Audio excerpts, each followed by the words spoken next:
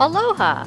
We're heading down from Kailua Kona to the southern portion of Big Island to check out some interesting sandy beaches and volcanoes. We'll be taking Highway 11 for most of the trip. Did you know that this road leads to the most southern point of the United States? The parking lot for Papakolea or Green Sand Beach is still a considerable distance to the beach. You can pay a local to take you. So even once you get to the parking lot, it's a 3-mile walk down to the Green Sand Beach. Something important to note is that no rental cars are allowed on this rocky road. We didn't want to wait for the next truck, so we decided to hike it. After all, 3 miles isn't that far, right? No sweating here. It's so windy and breezy. Let's think positive and call it breezy. And if you decide to take your own car, just make sure it has all 4-wheel drive. I have to admit, it was one of the tougher hikes I've done since it was super windy and rocky. The wind had blown off the lens filter from my DSLR camera, so goodbye to it. As difficult as the hike was, we were soon rewarded with an Insta-worthy view.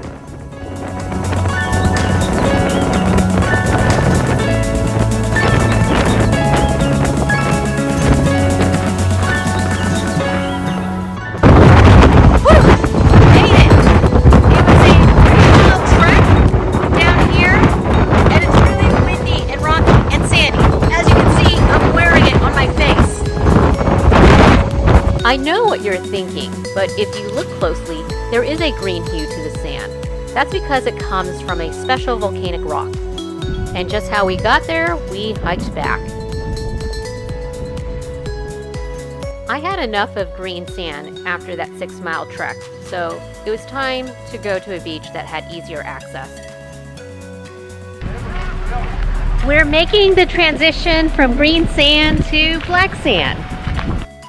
Ah, what a relief that it was a short walk from the car to Punalu'u Beach or Black Sand Beach. I'm glad it's cloudy right now because if it wasn't, it would be super hot here because the sand is really black and so it would conduct heat from the sun.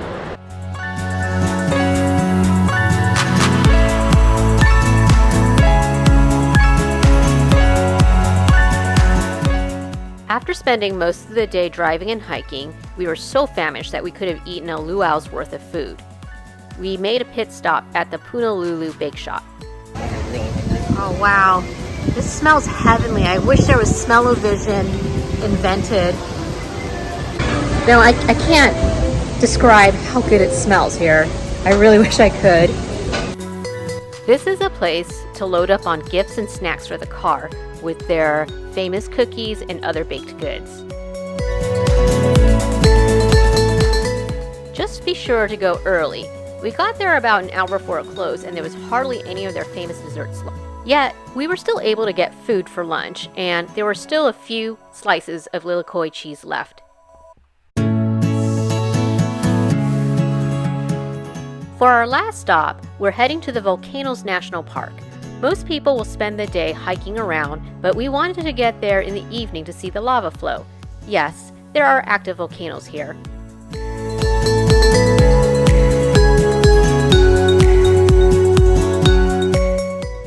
It's dark, it's a little damp, which is why I have this poncho, but that's the best way to see lava in the Volcanoes National Park. I was amazed by how well organized the park is for walking to the lava flow in the dark.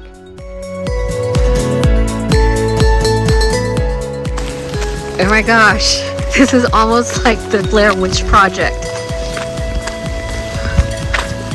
Alright, still dark. They say this is a 1-mile round trip trail to the lava.